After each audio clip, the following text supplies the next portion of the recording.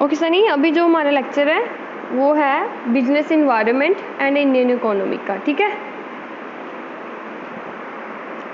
इसमें आज हमने किया था माइक्रो कंपोनेंट्स किए थे, माइक्रो इन्वायरमेंट, ठीक है। आज हम करेंगे macro environment.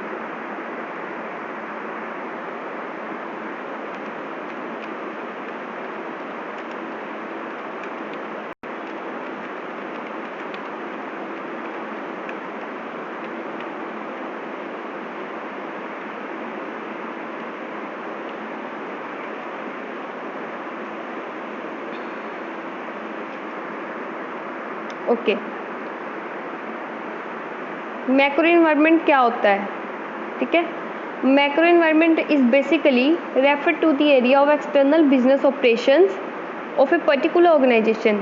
The component of macro environment have to be well analyzed before planning the course of marketing programs, as it affects the very performance of a product or an organization.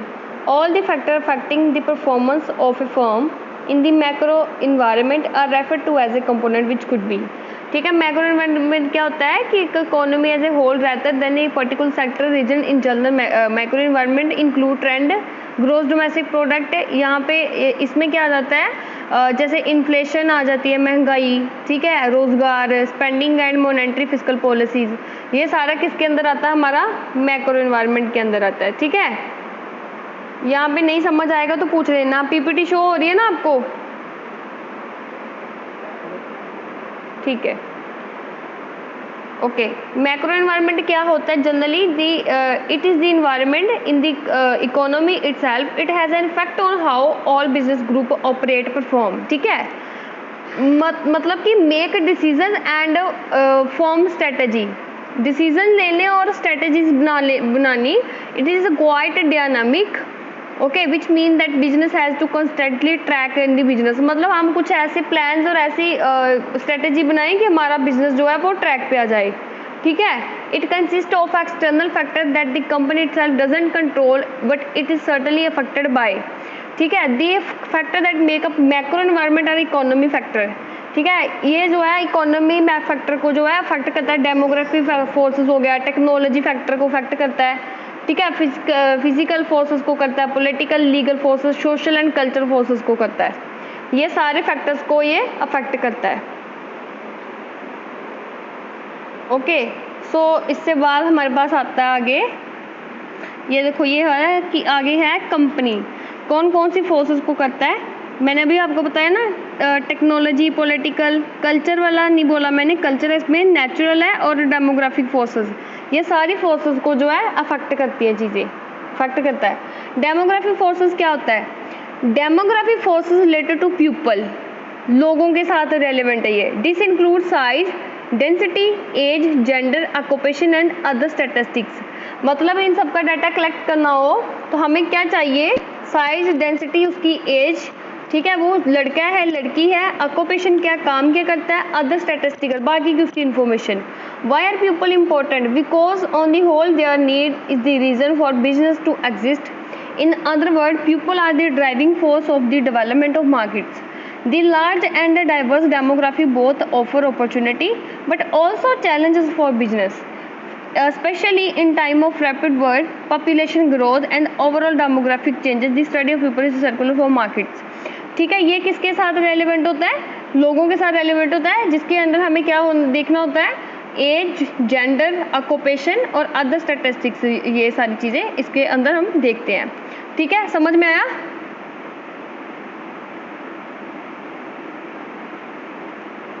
Okay, जहाँ पे नहीं पता चलेगा ना पूछ लेना मेरे को दोबारा, ठीक है।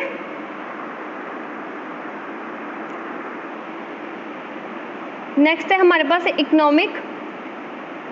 Economic force. इसमें क्या रहता है, related two factor that affect consumer purchasing power and spending patterns. Sorry, एक सेकेंड रुकना।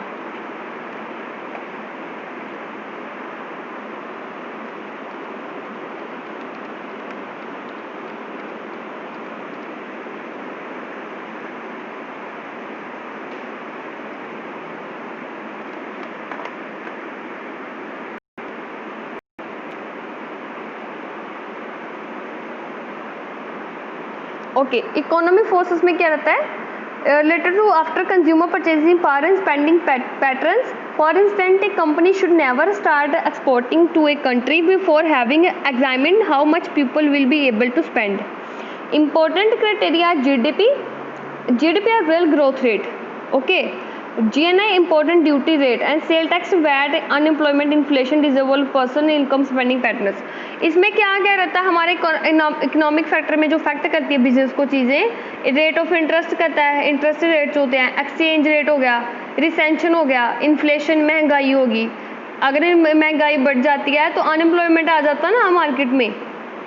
अगर महंगाई हो जाती है तो जो बंदे लेबर होते हैं उनके लिए प्रॉब्लम हो जाती है ना। जैसे 80 रुपीज़ की जी चीनी चलेगी तो एक जो बंदा दिहाड़ीदार वो कैसे अफोर्ड करेगा? तो ये इकोनॉमी के ऊपर इफेक्ट पाती है ना ये चीज़ें सारी। टैक्सेस हो गया, डिमांड, सप्लाई, ये सारी चीज़ें किस में आएगी? इकोनॉमिक फोर्सेस में। उसके बाद हमारे पास रहता है natural forces.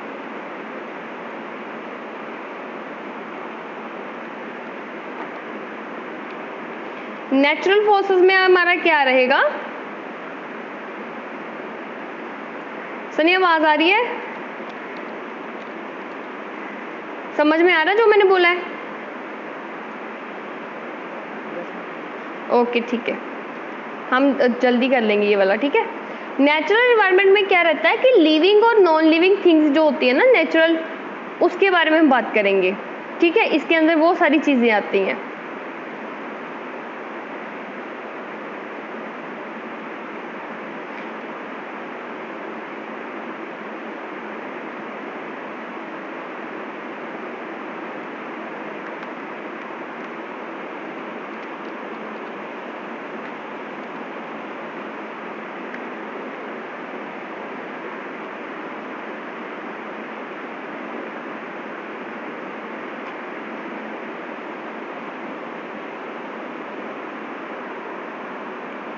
Okay, the natural environment involve natural resource needed as input by marketers or that they are affected by marketing activities. In the very simple words,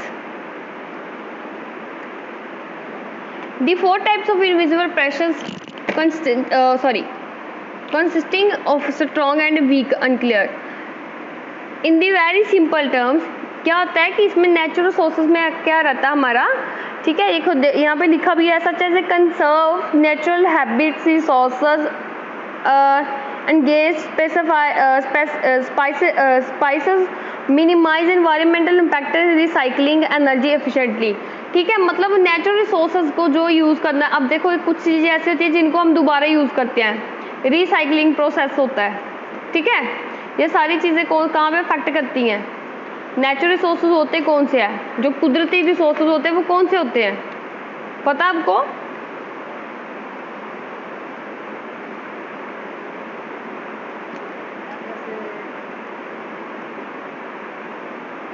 कोई भी नेचुरल रिसोर्सेज बोलो। हाँ, अब हो गया, हवा हो गया, वाटर हो गया, ये कुदरत के ही तो है सारी। और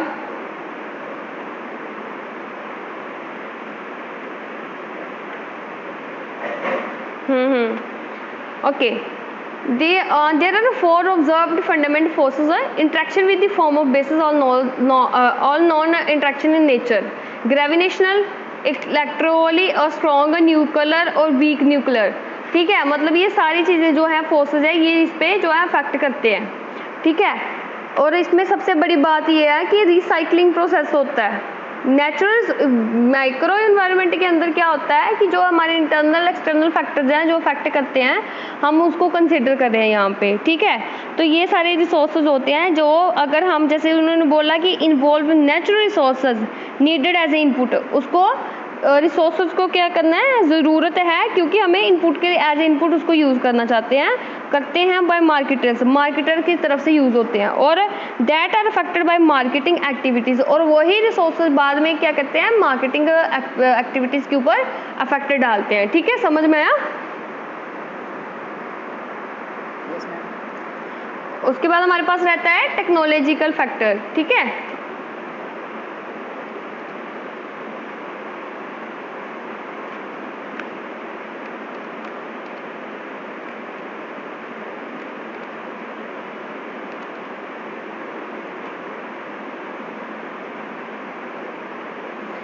टेक्नोलॉजी, इसमें क्या लिखा है, the skills and knowledge applied to the production and the technology and material needed for production of product and service can also impact the smooth running of the business and must be considered. The marketers must watch the technology environmental closely and adapt in order to keep up, otherwise the product will soon be outdated and the company will miss new product and the marketing opportunities. इसमें क्या रहता है कि हमारी 3D technology होती है, ठीक है, जैसे कंप्यूटर कैलकुलेशन स्पीड पार होती है, जैसे इंजीनियरिंग में होती है engine efficiency, internet connectivity, wireless charging, ठीक है, ये सारी कौन से होती है, टेक्नोलॉजी इफेक्टिंग करती है जो बिजनेस के ऊपर इफेक्ट डालती है। ऑटोमेशन हो गया, सिक्योरिटी इन क्रिप्टोग्राफी होगी, ये सारी चीज़ें क्या करती हैं जो टेक्नोलॉजी फोर्सेस के अंदर आती हैं, ठीक है। इसमें क्या रहता है, हाँ जी बोलिए।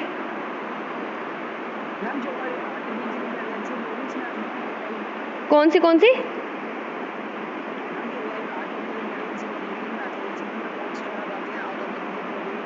हाँ, अगर बात ऑटोमेशन की है ना तो डेफिनेटली हम उसको कंसीडर करेंगे, ठीक है।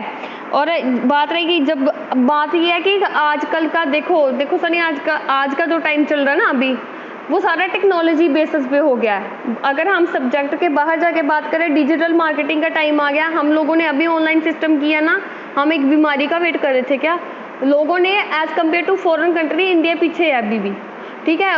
उधर पहले से ही हो चुका था ये सारा, उधर तो 10 साल 12 साल से पहले ही ऑनलाइन क्लासेस है फॉरेन में, ठीक है। उधर तो ये सिस्टम पहले से ही था, क्योंकि उधर टाइम की जो सेविंग है वो टाइम को बहुत ज़्यादा इंपॉर्टेंस देते हैं।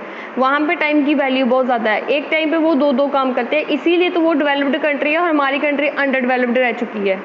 सो हमको इस चीज़ से बाहर लेके आना है, हमें प्रॉपर नेचुरल रिसोर्सेज यूज़ करना है, रिसाइकलिंग प्रोसेस करना है, और हमें क्या करना है, जितनी भी टेक्नोलॉजी है उसको ज़्यादा नहीं, जितना ज़रूरत है कंजम्पशन चाहिए हमें उतनी करनी चाहिए। क्योंकि क्या होता है, the skill and knowledge applied to the production and the technology and material needed for production of product and services, ठीक है, इसमें भी लिखा हुआ है। Can also impact the smooth running of the business must be consider. बहुत सारी चीज़ें हैं जो ऐसी टेक्नोलॉजी की जो अफेक्ट डालती है। अब जैसे इंटरनेट पर सारा सिस्टम हो गया, ठीक है, अभी भी ऑनलाइन बिजनेस चल रहे हैं ना सारे, तो टेक्नोलॉजी का यूज़ हो रहा है। टेक्नोलॉजी का कितना बड़ा हाथ है, आजकल तो सारा काम ही टेक्नोलॉजी का। अगर टेक्नोलॉजी ना हो तो हम लोग तो कुछ कर ही नहीं पाएंगे ना, ठीक है। जैसे कंप्यूटर कैलकुलेशंस का काम है, ability to create randomly numbers, कुछ भी हो, automation, security, wireless charging, something है, ये सारे एग्जांपल्स हैं जो टेक्नोलॉजी फैक्टर्स के अंदर आती हैं और अफेक्ट करती हैं बिजनेस को, ठीक है।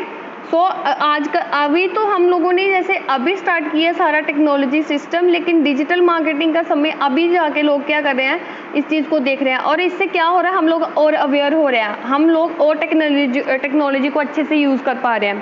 पहले हम लोगों को इतनी चीज़ें नहीं पता थी जो अभी पता चल रही हैं, ठीक है। फैक्ट ये है कि हम लोगों ने इसके बारे में पहले सोचा नहीं था, विचार नहीं किया था। हम लोग एक सिस्टमेटिकली प्रोसेस को चलाने के लिए वेट नहीं कर सकते, ठीक है। हम लोगों को टाइम की सेविंग करनी चाहिए और मोस्टली टाइम से पहले हमें सारी चीज़ें रेडी रखनी चाहिए। अब टेक्नोलॉजी का सिस्टम है, सारा काम ही इसके बेस पे हो रहा है। अब हम लोग क्या करेंगे, अगर नहीं हो तो काम नहीं करेंगे क्या? टेक्नोलॉजी को यूज़ कैसे करना, उसको प्रॉपर यूटिलाइजेशन कैसे होनी चाहिए, प्रोडक्शन अगर करनी है तो कितनी हमें मटेरियल, कितना मैन, कितनी कंजम्पशन होनी चाहिए, वो सारे किसके ऊपर डिपेंड करती है, ठीक है। अभी क्या टेक्नोलॉजी के बड़े सारे फायदे आ गए हैं, बट कहीं चीज़ें इफेक्ट भी करती हैं, कहीं ना कहीं इस चीज़ का थोड़ा सा वो भी है, थोड़ा सा इफेक्ट इससे करती है। कुछ थोड़ी चीज़ें ऐसी है जैसे 4 बंदों का मशीन एक ही काम कर रही है, पर वो अनएम्प्लॉयमेंट बढ़ गई ना, एक ही बंदा मशीन लगा दी या वो 10 बंदों का काम करे जा रही है, और पर टाइम सेविंग भी हो रही है। तो क्या है, इसकी ये थोड़ी बहुत ही लिमिटेशन होती है कि लोगों की रोजी रोटी छीनने वाली बात हो गई है। टेक्नोलॉजी हम एक इक्विपमेंट लगा दो अंडरग्राउंड, वो 4-10 बंदों का काम कर देगी आधे घंटे में। सो जहाँ पे 10 लेबर मैन कर रहे थे उनका अनएम्प्लॉयमेंट हो गया ना, बढ़ गया। तो ये सारी चीज़ें इफेक्ट अच्छी पॉजिटिवली भी करती हैं और नेगेटिवली भी करती हैं, ठीक है। सो यहाँ तक आपको कोई डाउट है तो पूछ सकते हैं आप मुझे, क्लियर है ना? अगर कोई प्रॉब्लम हो तो मुझे मैसेज कभी भी कर सकते हैं आप, ठीक है। ग्रुप में कभी भी पूछ लेना, मैसेज कर सकते हैं, कॉल कर सकते हैं any time if you have any query.